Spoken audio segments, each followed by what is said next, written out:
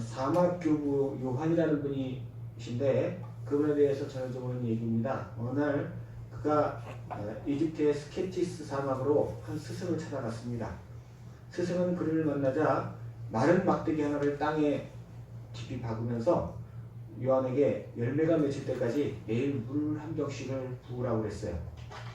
마른 막대기가 생명이 있을 리가 없죠. 또 거기다 물을 준들 열매가 맺힐 리가 없죠. 계속 물을 부으면 썩을 뿐입니다. 더군다나 우물이 그 사막이기 때문에 물이 아주 멀리 떨어져 있어요. 물을 길러 아침에 떠나면 저녁이 되어야 겨우 돌아올 수 있을 정도로 먼 거리였어요. 그렇지만 요한은 아무 말 없이 스승이 시키는 대로 했습니다. 아침 일찍 일어나서 길을 떠나 오후가 되어서 우물이 있는 곳에 도착합니다. 거기서 물을 길러 다시 길을 떠나 저녁때가 되어 돌아와서 나무에 물 주고 하루 일과를 마무리했어요. 그렇게 3년을 했어요. 그런데 정말 마른 나무에 우물이 뒀더니 열매가 맺혔어요. 그러자 스승이 그 열매를 따서 형제들이 모여있는 예배실로 가더니 그 열매를 보여주면서 이렇게 말했어요. 여기 순종의 열매가 있다. 받아 먹으라. 이 말은 요한이 순종을 했더니 기적이 일어났다. 그러니 너희들도 보고 배워서 모든 환경과 질서와 자신의 인도자에게 전적으로 순종하라는 뜻입니다. 순종은 기적의 통로입니다. 우리의 상식과 우리의 경험을 깨뜨리고 말씀에 순종할 때 하나님의 역사가 일어나는 겁니다. 믿음의 성도가 역사를 못 일으키는 이유는 내 생각에 사로잡혔기 때문에 그래요. 이게 설마 되겠어? 하나님이 터무니없는 말씀을 하시지. 이게 왜 필요한데? 라고 생각하면서 기적을 막는 거예요. 오늘 본문에 보니까 출애굽한 이스라엘 백성들이 애굽을 떠나 광야에 도달했습니다. 그런데 사흘 길을 가면서도 마실 물을 얻지 못했어요. 마라라는 곳에 물을 찾았으나 먹을 수 있는 물이 아니었어요.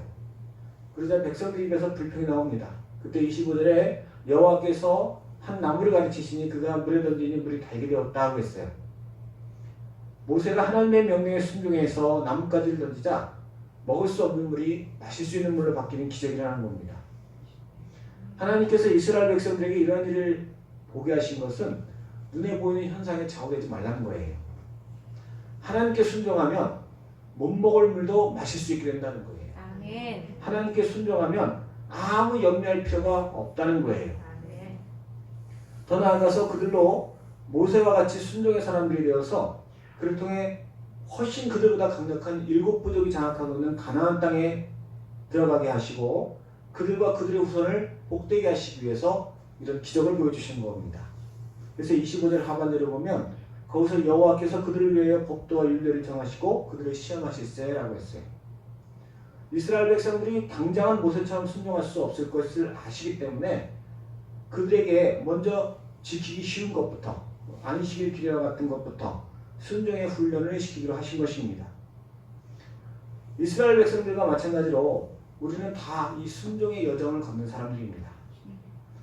하나님을 모르는 사람들은 이 세상에서 성공적인 인생을 살기 위해서 눈에 보이는 재물, 그리고 환경, 그리고 운, 그리고 그 사람의 노력을 중요시합니다.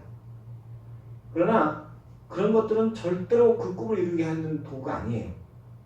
하나님이 허락지 아니하시면 아무리 많은 재물과 능력과 인맥을 갖고 있어도 아무것도 안 돼요. 더더욱이 이 세상을 정복하는 것은 결코 쉬운 일이 아닙니다. 왜냐하면 이 세상을 장악하고 있는 것이 우리의 계속 원수 마귀이기 때문에 원수 마귀는 영적 존재입니다. 우리가 영적 존재를 어떻게 이깁니까? 사람은 절대로 영적 존재를 이길 수 없어요. 우리가 귀신을 어떻게 이겨요? 귀신을 이길 수 있는 것은 우리 하나님밖에 없어요.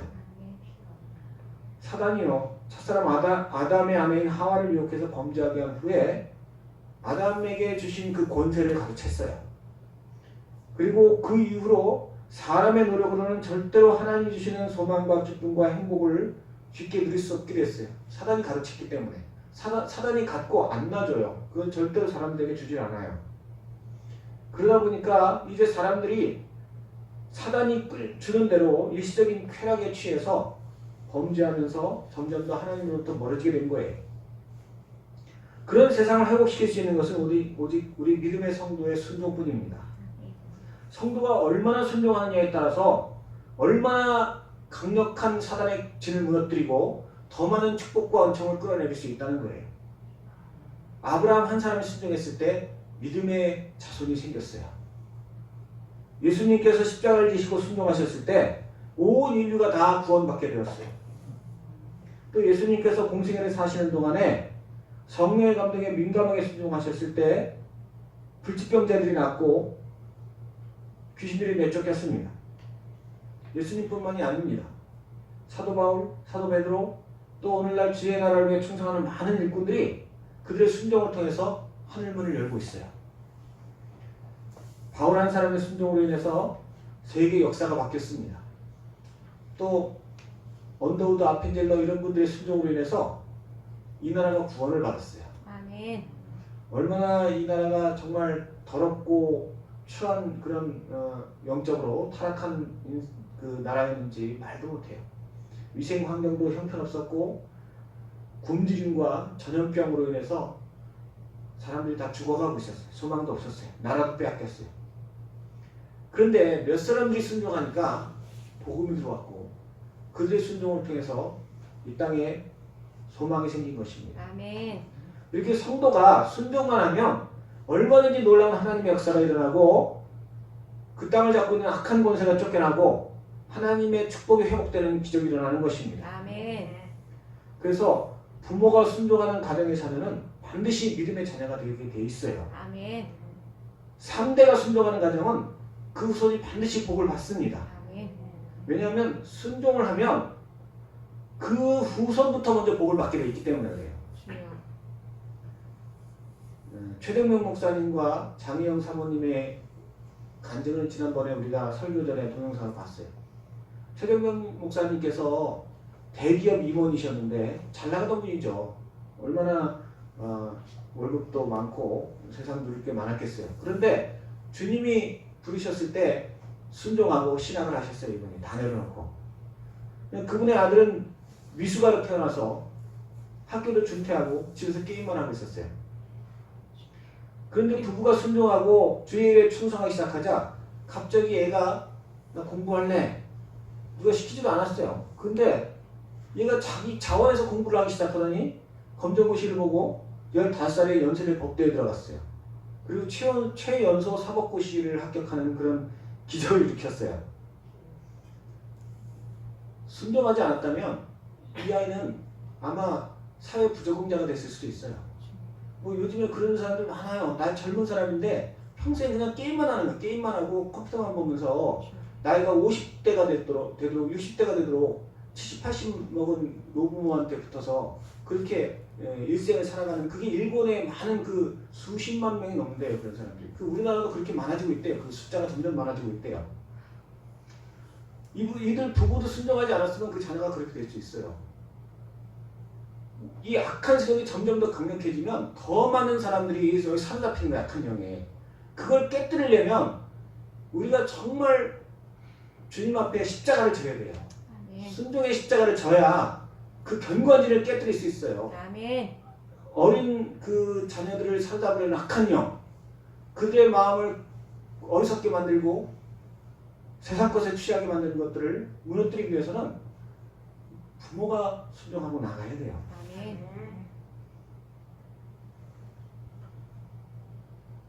그러나 순종이 하루아침에 되는 건 아니죠. 그래서 우리가 꾸준히 배워야 되는 거예요. 이스라엘 백성들처럼 꾸준히 순종을 배워야 돼요. 예수님조차도 히브리서 5장 8절에 보니까 그가 아들이면서도 받으신 고난으로 순종함을 배워서 온전하게 되셨은즉 이렇게 말씀하시고 있어요. 하나님이신 예수님이 순종할 필요가 뭐가 있어요? 예수님은 순종을 다 아시는 분이세요. 그런데도 순종을 배우셨다고 하셨어요. 그거는 우리에게 본을 보이시기 위해서 그렇게 하셨다는 얘기예요. 아멘. 물론 이 말은 죄인인 우리처럼 불순종하다가 하나님께 징계를 당해서 순종을 배웠다 그런 뜻은 아니에요. 예수님은 죄가 없으신 분이기 때문에 하나님 앞에 불순종하시는 분은 아니에요. 그러나 예수님도 인간의 몸으로 태어나셨어요. 인간의 몸으로 태어나셨으니까 예수님도 어렸을 때 기적이 찼을 거 아니에요. 기적이 안 차셨을 리가 없죠. 뭐 인간의 몸으로 태어나셨으니까 걸음마 배우셨을 거 아니에요. 뭐 걸음마 안 배우셨겠어요? 말하는 법도 배우셨어야 되고 밥 먹는 법도 배워야 되고 다 배워야 돼요. 그런 걸 안 배울 수가 없죠. 하나님에 대해서도 마찬가지예요. 그런 모든 배우는 과정을 통과하셔야 했다는 것입니다. 그리고 그 과정에서 광야에서 40일간을 금식하면서 사단에게 3가지 시험을 받았는데 그런 순간들이 있었어요. 그런 고통의 순간들이 예수님과 늘 함께 있었어요. 그러나 이런 순간들을 통해서 예수님은 순종의 능력과 권능을 보다 분명하게 배우셨다는 뜻입니다. 이렇게 예수님도 순종을 배우셔야 했다면 우리 같은 나약한 사람들은 당연히 배워야죠. 우리가 예배를 대충 드려서 되겠습니까? 우리가 신앙생활 대충 해서 되겠습니까? 내가 얼마나 잘 순종하는지, 내가 얼마나 내 고정관념 내려놓고 내 지식 내려놓고 하나님 말씀을 따르는지, 우리가요 그냥 내가 할 만한 거 하는 건 순종이 아니에요. 내가 할 수 있으니까 하는 건 순종이 아니에요. 남아 도는 시간 하나님께 드리는 거, 내가 좀 남는 돈 하나님 앞에 예배 드리는 거, 그건 순종이 아니에요. 진정한 순종은 내가 할 수 없는 걸 하는 거예요. 아멘. 하나님께서 말씀하신 거에 대해서 아이고 내가 이거 하면 큰 손해를 볼 텐데, 내가 이렇게 하면 안 되는데, 인간적으로 이건 말도 안 되지 하는 걸 하는 것이 순종이에요. 아멘.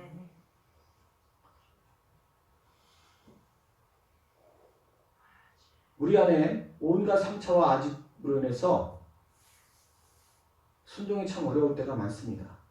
그래서 하나님은 출애굽한 이스라엘 백성들 같이 말씀과 교회의 질서를 통해서 우리를 연단시키기 위해 훈련시키십니다. 우리가 예수님을 믿고 신앙생활하면서 교회 안에서 행해지는 모든 프로그램을 따라가는 것이 순종을 배우는 과정이에요. 출애굽한 이스라엘 백성들은 40년 동안 순종을 배웠어요. 40년 동안. 처음에 하나님께서 가나안 땅에 들어가게 하겠다, 그 땅을 기업으로 주겠다고 약속하셨는데 워낙에 이게 노예 근성이 오래 박혀 있어갖고 40년을 배웠어요. 그런데 40년이라는 그 시간 동안에 수명이 그렇게 길지가 않아갖고 다 죽어버렸어요. 그 2세대 20살 미만의 사람들만 살아남았어요. 그들만 온전히 배워서 이제 그들이 배운 후에는 처음에는 안식일도 지키지 못했어요. 안식일날 전날에 만나가 내리면 2배로 걷어놔라, 안식일 것까지. 이렇게 배웠는데 그것도 순종을 못해요. 그 아주 작은 것도 순종을 못했어요. 그래서 꼭 안식일 아침에 만나를 거들어 나가는 사람도 있었어요. 하나님께서 그걸 진노하셨어요. 근데 40년의 연단이 끝나고 나니까 이제 철저하게 순종하는 백성들로 바뀝니다. 여호수아 5장에 보면 여리고성을 앞두고 길갈이라는 곳에서, 요단강을 건너 길갈이라는 곳에서 할례를 받아요. 창세기 34장 보면 야곱의 아들들 레위와 시므온이 세겜 족속들을 섬길 때 그들에게 우리와 혼례를 하려면 할례를 받으라 이렇게 말을 해요. 근데 할례라는 게 옛날에는 뭐 마취도 없고 굉장히 위험한 거예요. 감염되면은 뭐 그걸로도 사람 죽을 수 있는 거예요. 그 할례를 받고 나면 꼼짝 못해요. 그 기회를 틈타서 시므온과 레위가 가서 다 죽여버렸어요, 세겜 사람들을. 근데 그거를 이스라엘 백성들에게 하라고, 그것도 여리고성 바로 눈앞에 두고 그 적을 앞에 두고 할례를 받으라는. 그러면 그 여리고성에서 막 쳐들어오면 다 죽는 거예요. 그걸 어떻게 순종하겠어요? 그랬다가 우리 다 죽으면 어떻게 해요? 그래야 순종을 해요. 그곳에서 다 할례를 받습니다. 그리고 또 여리고성을 7일 동안 13바퀴를 돌라고 그래요. 하루에 한 바퀴씩, 마지막 날에 7번. 그런데 그게 참 쉬운 일은 아니에요. 제가 어디서 들으니까 그 여리고성 한 바퀴 도는데 몇 시간 걸린대요. 7번을 돌려면 새벽부터 일어나고 밤늦게까지 거의 뛰다시피 하면서 계속 뛰어야 된다는 거예요. 계속 돌아야 된다는 거예요. 넓이가 꽤 넓기 때문에. 그러면 그게 굉장히 힘든 일이에요. 더군다나 아무 말도 하지 말고. 근데 왜 말을 하지 말라고 하냐면 그렇게 뛰다 보면 사람이 지치면 별말이 다 나와요. 이게 뭔 미친 짓이냐. 우리가 뭐 싸우러 왔지 뛰러 왔냐. 지금 뭐 강아지 훈련시키냐. 별소리 다 나와요. 그러니까 말하지 말라는 얘기죠.